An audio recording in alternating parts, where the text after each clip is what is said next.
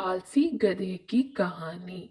एक गांव में नमक का व्यापारी रहता था।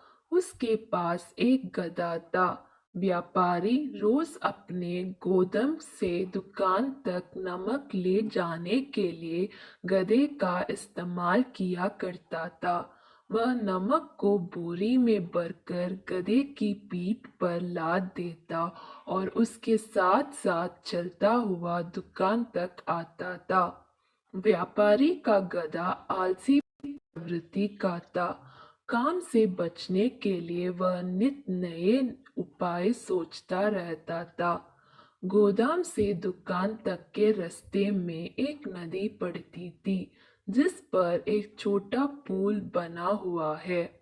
एक दिन नदी पर बने पुल पर चलते समय अचानक गधे का पैर फिसला और वह नदी में जा गिरा। नदी के पानी से नमक की बोरी भीग गई।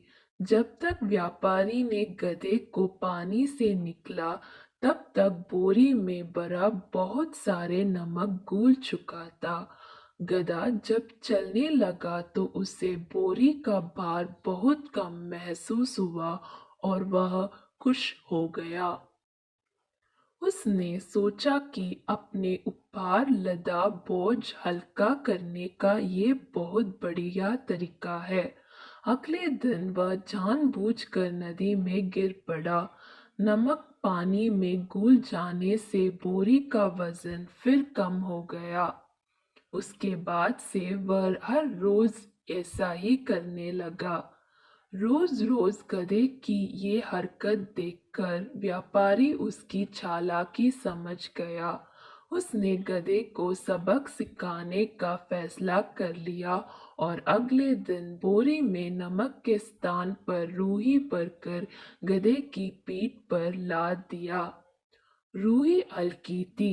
इसके बाद भी आलसी गधे ने सोचा कि क्यों ना रोज की तरह नदी के पानी में गिरकर इस वजन को हार कम कर लिया जाए। इसलिए वह जानबूझकर नदी में गिर पड़ा। लेकिन इस बार बोरी में नमक नहीं बल्कि रूही थी।